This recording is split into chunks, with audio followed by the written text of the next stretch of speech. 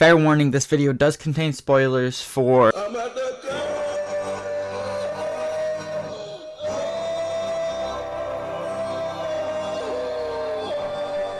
Outlast is like if you were to take your wet dream and then you make the cream actually toxic waste. The emotion that you would get from having that experience is what I believe to be the emotion you feel while playing Outlast. If you're a pushover, you are not going to like this game whatsoever. In Outlast, you play as a reporter who makes his way to an insane asylum to report on some of the things that are going on there. They fill this game with a crazy cast of characters that goes something like this. You got the regular guys, you got the big guy, you got the two naked guys, you got the ghost guy, you got the doctor guy, and you got the pastor. Alongside yourself, those are pretty much the only prominent characters in the game, which makes for a pretty small cast. Regardless of that fact, Outlast weaves its story throughout every narrative block or section pretty perfectly. While playing this, there won't really be a section that you go, bro, what the hell is happening? I don't really understand the story, other than when the game comes close to its end, which leaves you kind of confused, but I believe that there's a DLC that fixes that confusion and hashes it out a little deeper than they did in the main game. Don't quote me on that. I haven't played it. I have no clue, but from what I've read online, that seems to be the case, and most people are content with the DLC wrapping it up. I don't know from personal experience because I've never played it. One of the things that I wasn't super content with was the gameplay mechanics because they were kind of lacking in a lot of ways. One of the core ones that you'll have to utilize throughout the entire game is this night vision camera, and it kind of sucks because half the time you can't really see what's going on even though you have night vision on, and so it makes for this weird eeriness, which is fine because it's a horror game, but I also can't see anything, so it's hard to play. Other than the night vision though, there isn't really any important mechanics. I guess you can run, you can jump, you can walk.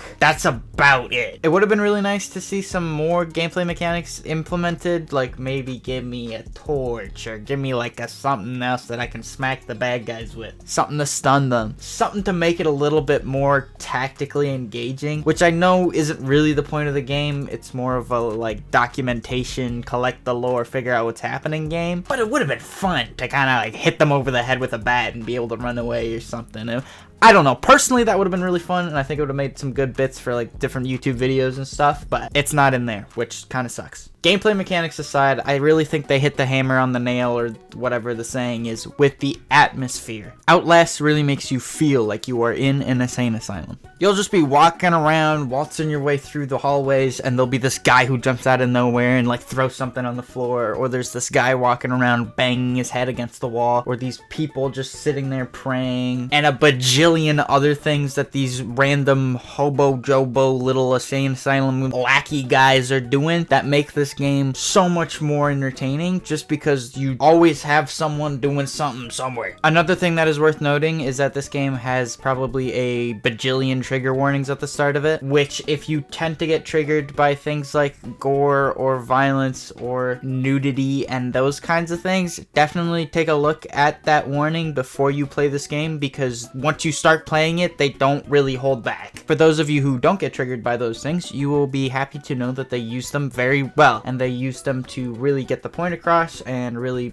build upon characters in a very special way that only horror games can do, because they kind of take the line and push it further in terms of these kind of bloody, gory, nude things. I don't really know how to explain that. Either way, they utilize those tools as a way to help tell the story, and I think they do it in a way that isn't excessive, but it also doesn't hold back, which really helps to create this kind of in the middle ground of like, yeah, we're using this stuff, but we're not throwing it in every single scenario so that we can make you as uncomfortable as possible. They throw it in where it fits and where it belongs. Overall, if you're a fan of horror games and you haven't played Outlast, how? First of all, because this seems to be like the horror game. Second of all, pick this up. It's really not that expensive. I think on Steam it's like $25, but if you head over to a website like CD Keys, it's like $4 Canadian, which means it's basically free if you're American or European. So it's definitely worth purchasing and trying if you haven't already. If you have tried it and remember most of the story and remember all the things that are plot twisty,